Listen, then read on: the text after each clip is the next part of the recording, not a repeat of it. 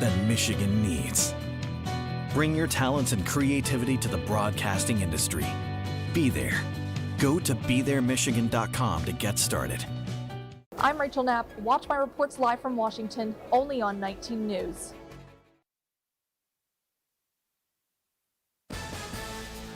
Good evening, everyone. I'm Sarah Blakely. Tonight on your WZMQ 19 News, the United Auto Workers strike expands in Lansing. Our Capitol correspondent talks with striking workers about where things stand in the negotiations with the big three automakers. Plus, a shutdown avoided for now. We're live in Washington, where Congress agreed to pass a continuing resolution. We'll have details on what's holding up the budget. And how a Schoolcraft County library is working to be more sensory friendly for all children. Your 19 News starts now. Live from the UP, this is WZMQ 19 News at 6. Our first Monday of October, and it is a warm one. The first week of October is always a toss-up. It's either warm like today or we have a random snowstorm. Yeah, I had to check the calendar and make sure it said October and not July, because that's what it felt like today, as we actually tied a record with a temp of 87 out at the National Weather Service, same as 1992. So other than that, we'll expect these toasty temperatures into Tuesday before they kind of drop Wednesday evening, and then we'll expect some showers as well on the way, maybe even thunderstorms into the weekend. I've got your full forecast after the break. Thank you very much, Ariane. Developing now in Lansing, the Delta Township General Motors plant has been added to the list of United Auto Workers strike targets. Alongside the Ford Motor Company's Chicago assembly plant, a total of 7,000 more workers are now on strike. Our Michigan Capitol correspondent Sophia Murphy spoke with picketing union workers to learn more. At noon on Friday, union workers at the Delta Township GM plant behind me walked out and began the strike here in Lansing, following UAW President Shawn Fain's announcement earlier that morning. The strike against GM, Ford, and Stellantis has reached about 25,000 workers, 2,300 of those workers from Delta Township. This strike is not about just the line worker. Carrie Hall has worked at the plant in Delta Township for 10 years. After working her way up through the plant, she's now the elected chair for the UAW Women's Committee. What we do gain, everyone will gain and everybody will win. Hall says so far the strike has been unifying. She says they're not just striking for themselves, but to raise the standards for workers in other industries all over the country. We are heavily aware that what affects us affects others, whether they're with a union or not, or in a factory or not. Hall explains that at the Delta plant, when the manufacturing for the GMC Acadia was moved down south, they moved to just 2 shifts, creating mandatory 9-hour workdays and 6-day work weeks that have taken a toll on workers. There's always a negative, and that could be mental health, or that negative can be from simply just not having time to have that balance. She says even retired union members have made their way out to fight for better contracts and the future of the auto industry. We are looking far out to the future to not just protect us, but to protect our economy as a whole. With the strike now into the 3rd week, Hall says that the local 602 workers are happy to join in and stand up for workers' rights across the country. From Michigan's capital, Sophia Murphy, WZMQ 19 News. In Washington over the weekend, Congress passed a short-term agreement to keep the government funded through mid-November. But the fight to finalize these spending bills is far from over. Our Washington, D.C. correspondent Rachel Knapp joins us live. Rachel, good evening. What's the latest on this? Well, good evening, Sarah. So members essentially kicked the can down the road, moving this deadline to just before the Thanksgiving holidays. But we do expect some items that could potentially go into these spending bills to get a lot of pushback. Now, I just want to kind of refresh on what happened over the weekend on this short gap measure. Congress passed a stopgap bill on Saturday to keep the government open until mid-November. That measure included billions of dollars for disaster relief efforts, but it left out aid for Ukraine. This is something House Democrats and both Republican and Democratic senators strongly push for, but members approved this plan for now just to make sure the government continued without shutting down. Now, while this temporary measure doesn't include funding for Ukraine, members on both sides of the aisle say they believe they can secure additional help for Ukraine in the final spending bills, despite many House Republicans voicing their opposition to continue funding for Ukraine in their fight against the Russian invasion. Now, here's what Speaker Kevin McCarthy told us this afternoon on passing this stopgap measure.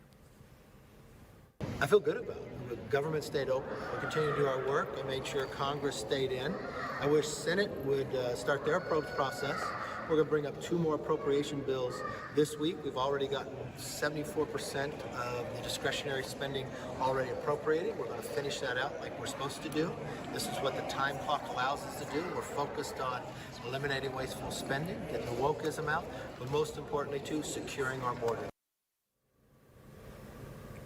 In almost a retaliatory way, some House Republicans are threatening to potentially oust Speaker Kevin McCarthy from his speakership role, accusing him that he had to work with some of these House Democrats in order to move this stopgap measure. So, Sarah, we could see a lot of change potentially happen in the next days, even weeks in the House. Sarah, back to you.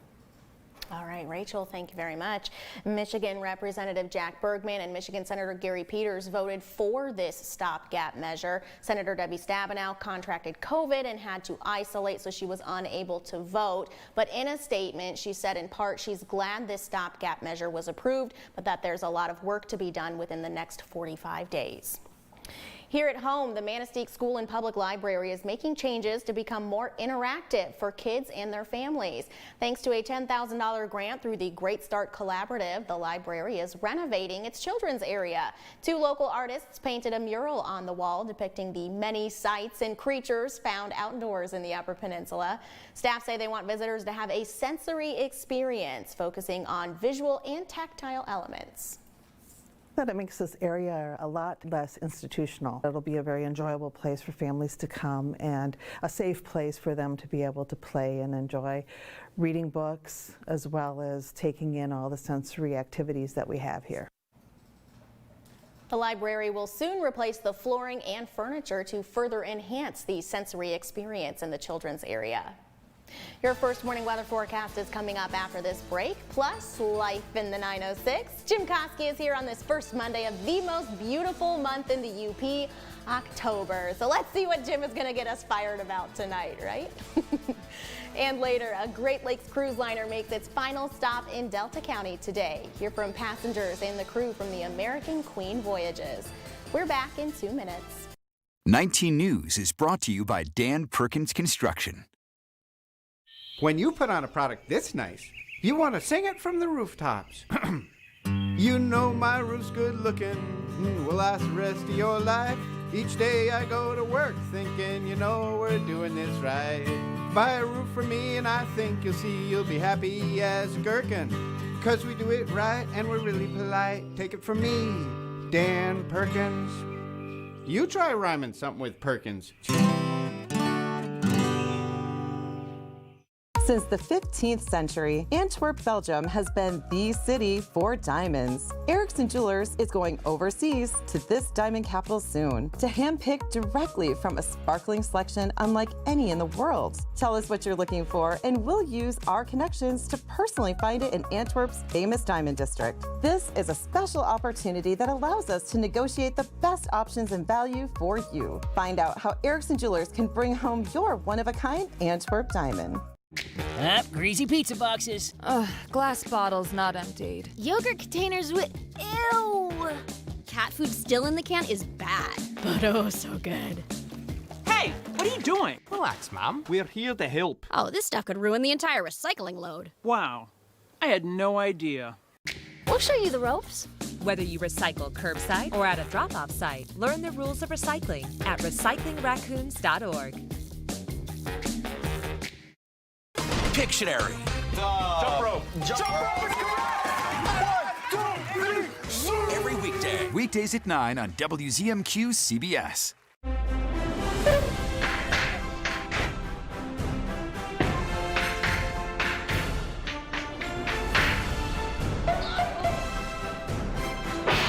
Saturday night at 6 on MeTV 19.1.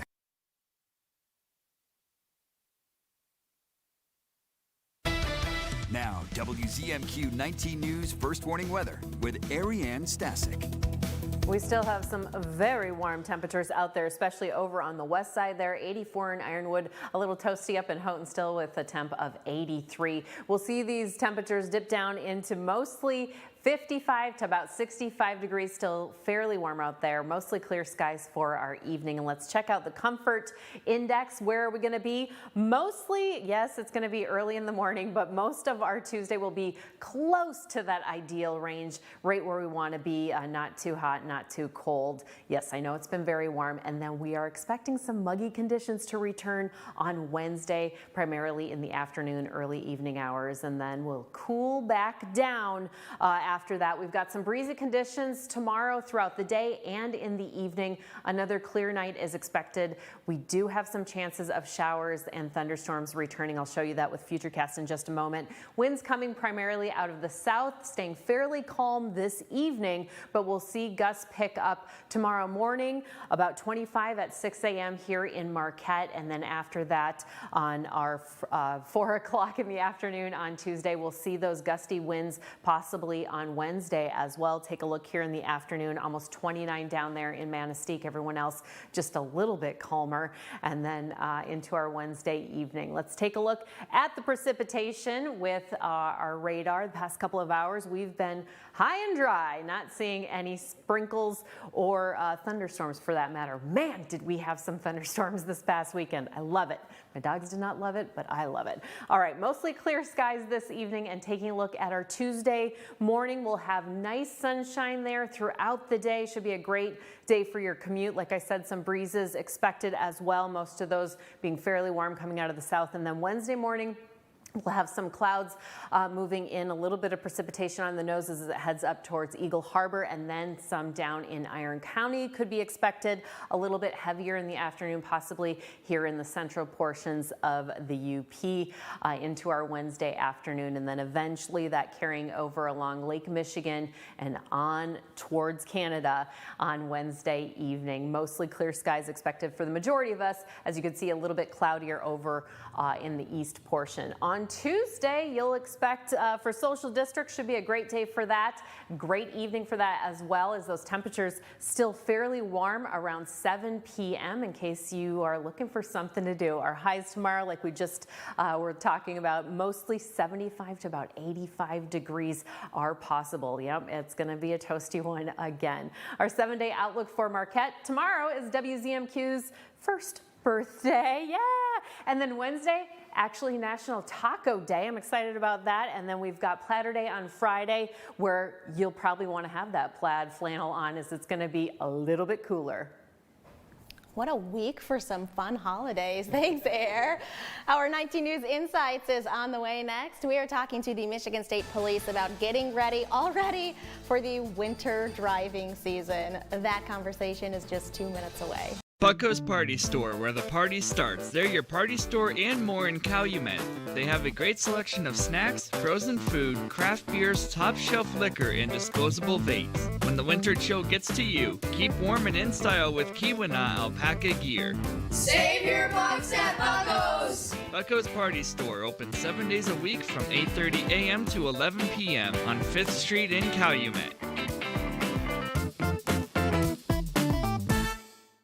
Tonight, because of a change in one state's law, potentially hundreds of alleged child sex abuse survivors could file civil suits. Then, federal student loan payments resume, but borrowers still have one last resort. And what would a healthcare worker strike mean for patients on the CBS Evening News? Y'all ready for today? On the Jennifer Hudson Show, Tay Diggs is in the house. You were in the original cast of Rent 25 years ago. 25 years ago? Don't I look good? Plus, get your daily dose of motivation. I love it. The Jennifer Hudson Show, tomorrow at 5 on WZMQ TV CBS, followed by 19 News at 6. Unlike other health concerns, mental illness is not always easy to see. D-E-P-R. Mental illness doesn't show up on a scale. Bipolar? Sorting out a mental health concern takes professional diagnosis and treatment. Anxiety. I thought so. If you or a loved one has a mental health concern, don't go it alone. For 24-hour free and confidential information and treatment referral, call 1-800-662-HELP. Learn more at samhsa.gov/support. 1 Adam 12, 1 Adam 12. 1 Adam 12? 1 Adam 12, 1 Adam 12. 1 Adam 12, roger. That's right. There's only one Adam 12. I'll remember that. Adam 12, weekdays at 5 on MeTV 19.1.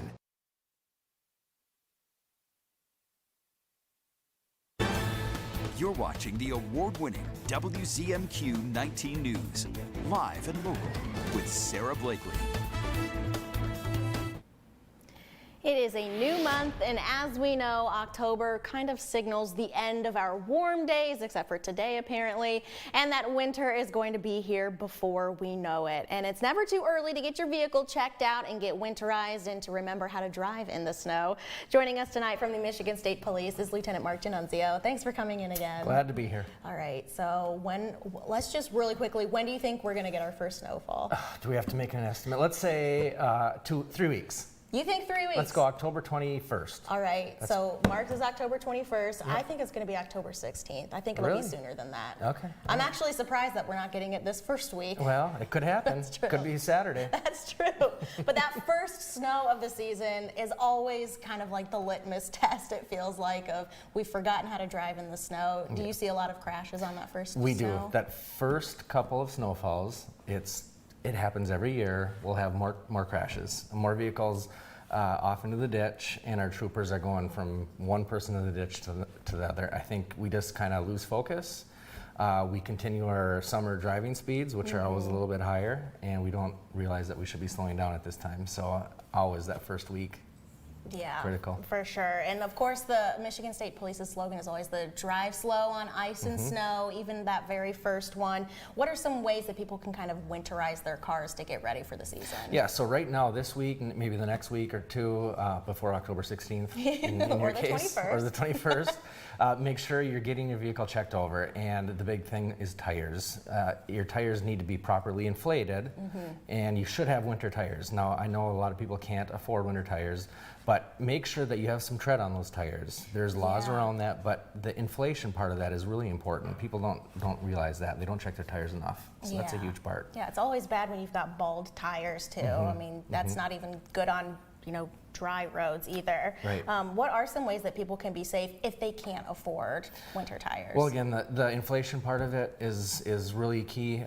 This vehicle maintenance in itself, making sure that you have a full tank of gas when you're driving in the winter. What happens if you go off into the ditch and you only have a little bit of gas left and you're sitting there for, who knows, up here, maybe an hour. So vehicle maintenance, getting an emergency kit in your vehicle or the one that you have in the vehicle, make sure it's ready for the winter. So winter blankets, maybe sand, kitty litter, non-clumping kitty litter, just in case you get stuck, you can use that to get out of the ditch. Flares are always good. A hat, gloves, water, snacks, stuff like that. Gotcha. Where do you get flares? You can get them at any store. Meyer will sell them, AutoZone, all those areas will sell those kind of things. Very nice. Let's talk about who you're going to call. Who should you call in different situations? What is a situation that you've crashed into a ditch that you think I should call 911 versus let's just call the non-emergency line? So obviously if you're injured, 911 is there for you. The ambulances will come. If you just slide off into the ditch and you're not posing a traffic hazard to the passing motorists, just call the non-emergency lines.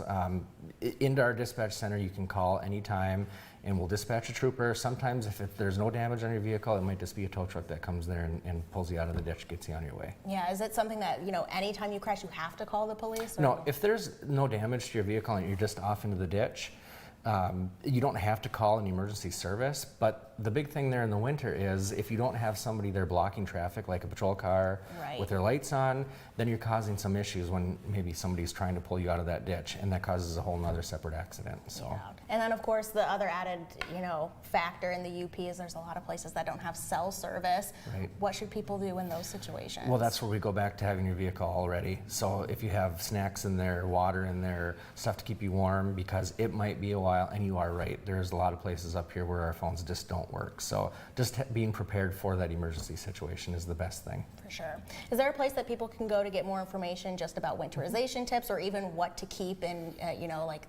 like your little kit in the car? Yeah, absolutely. So if you go to michigan.gov/MSP, there's going to be a whole section in there about winter driving tips. That's where you should go and look. Perfect. All right. Well, Mark, thanks so much for coming in. We appreciate it. You're welcome. All righty. Tomorrow on Insights, we're talking with the Marquette Downtown Development Authority about some upcoming events and activities in the city during this month of October. That's tomorrow right here on 19 News Insights. Still ahead tonight is Life in the 906. Jim Koski is here with his Ode to October. And later, the final tour of Escanaba for the American Queen Voyages cruise ship. Hear from the last round of passengers about their vacation to the UP. But first, here is your Upers United volunteer opportunity of the day. The Trillium House in Marquette is looking for lunch helpers, cooking and serving meals. There are a few requirements for this one, including you must be at least 18 years old and at least know your way around a kitchen. This is a need Thursdays through Sundays from 9 a.m. to 1 p.m. at the Trillium House. To sign up to be a volunteer for this or check out other opportunities, just head over to upersunited.com. Coming up on the CBS Evening News, student loan payments are back for millions of Americans, why it could have a negative impact on the economy. That and more news tonight right here on the CBS Evening News.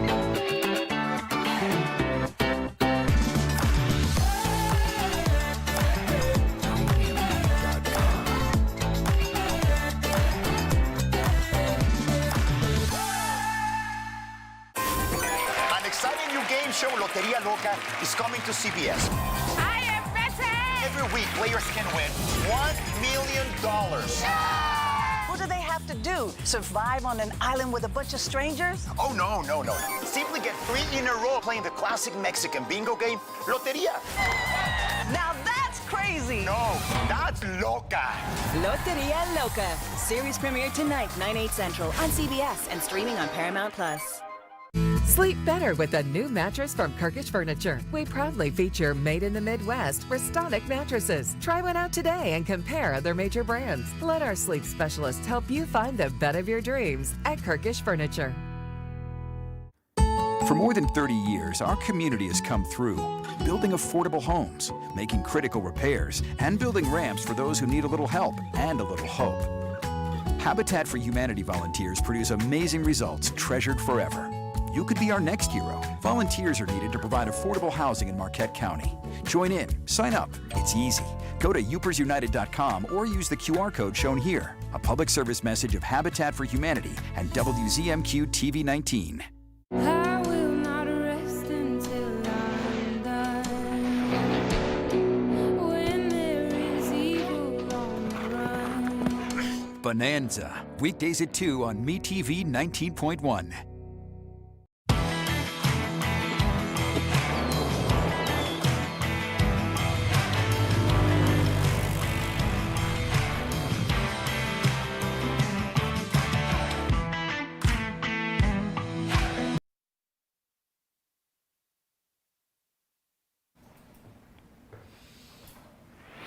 Let's reflect on our life in the 906 as we enter possibly the most beautiful month of the year, October. So Jim, what are you going to rile people up about tonight? Well, you know, with all apologies to T.S. Eliot, Sarah, April is not the cruelest month. In the UP, your beautiful month of October might be. The month can start with a last taste of summer like today and end with us wondering if the snow day calculator will say that school might be canceled. That's the kind of month October is in the UP. There are changes coming, some we notice because they're so big, while others run under the radar, ready to pop up and surprise us. October is not just the time of the year in the UP when the leaves change and the temperatures drop. Nope. October is also the time when the shirt you dig out for this weekend's Platter Day will be the one you're wearing for the next 8 months. October is the time when yard signs begin their yearly metamorphosis from rummage to political. October is the time when you get your snowblower out and tuned up, just in case. October is the time when you drink the last of your summer beer and then start in on your winter beer. October is the time when you go out and you buy more Halloween candy because somehow you seem to have eaten the Halloween candy you bought when it first went on sale back in August. October is the time when words like chook, pank, rubbers, beaters, and choppers start to enter your vocabulary. October is the time when Red Wings fans actually have one small glimmer of hope. October is the time when you no longer complain when your furnace kicks in, you welcome it. And finally, October is the time when one of the UP's greatest resources, its snowbirds, begin their long and storied annual migration to Michigan's third peninsula, Florida. Today, it may seem like we're in the middle of our third bout of summer, but never fear, October is just toying with us. By the time the end of the month rolls around, all of those changes, and probably a few more I didn't even mention, will have come to pass. So buckle up. I'm Jim Koski, and that's another slice of life in the 906. Man, Jim, first you're comparing us to Chicago and now Florida. You're playing with fire. I am. Sorry, everyone. But you know what? I have not turned my furnace on yet. Oh, really? And yeah, I'm pretty proud of that. So we'll see. We'll see if that changes this weekend. Yeah, or at least sometime by the end of October, I guarantee. Absolutely. So, yep. Thank you very much, Jim. Well, today the American Queen Voyages made its final trip to Little Bay Dinock, another sign of the end of the season. WZMQ's Escanaba Bureau reporter Lily Simmons shows us.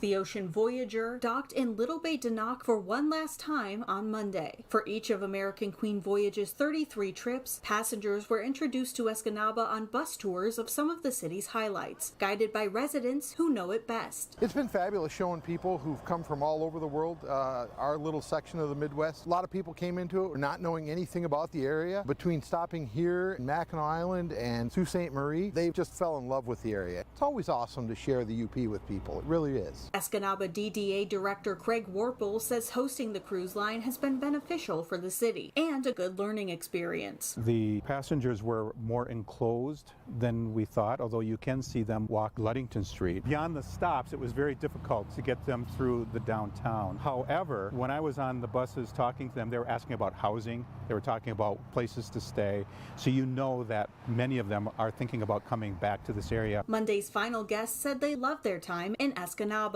From the crew who spent their summer in and out of the port. All people are very nice, very quiet place. People around here is very helpful. Every time we ask what is where, they explain us very well. To the passengers. This is a nice surprise, going to small towns. We love doing that, and this is what America's all about, small towns. We think it's a beautiful little town and that you're lucky to live here. It's small and quaint and has a lot of history. I love Escanaba. It's a wonderful town, and I appreciate the hospitality that's been extended to us. In June, American Queen Voyages announced the company would be refocusing on its core operation, river cruises, bringing the entire Great Lakes route to an end. The Ocean Navigator and Ocean Voyager will be sold at the end of the year. While this ship may not be returning to Escanaba, Warple believes American Queen Voyages season here bodes well for future tourism to the area. We're hoping, even though the cruise ship company itself won't be on the Great Lakes next year, maybe a new cruise ship will be able to pick it up. It's got to put Escanaba on the map to be able to get that kind of reaction from the passengers. It shows that we can play a part in a major industry like the cruise lines. Lily Simmons, WZMQ 19 News, Escanaba. Ariane has one final check on our weather outlook after this. About that time. Let's get to it, yeah. Y'all know what time it is. Y'all know. Have a good show. Like we never left, we back. What did I miss? Did anyone get indicted?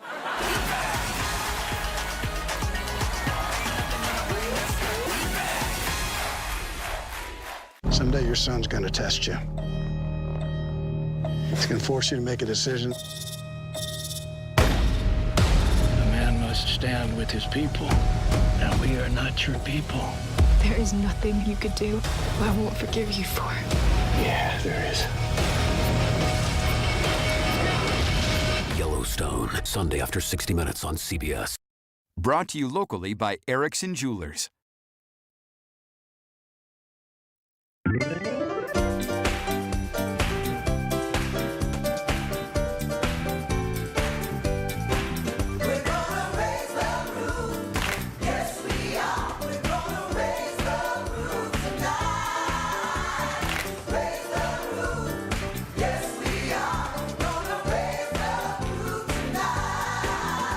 Everyone loves the Great Lakes.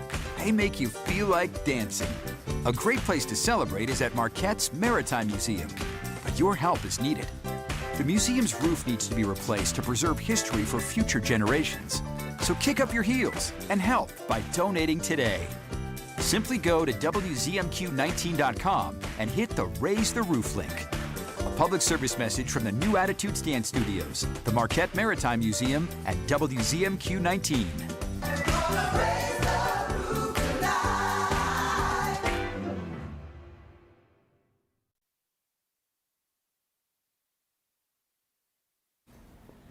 Temps currently still in the 80s. Friends, 83 up there in Houghton, 81 in Marquette. Everyone else a little bit cooler than that. We'll expect those temperatures to be down in the 60s primarily, maybe down in the mid 50s. Tomorrow, very toasty around noon for everybody headed at school. Some breezy conditions, but a whole lot of sunshine. Will be at a level 5 for that UV index. So we've got warmer temperatures all week. Chance of showers though tomorrow in Escanaba. That'll do it for us tonight. We'll see you back here at 11:10 Central.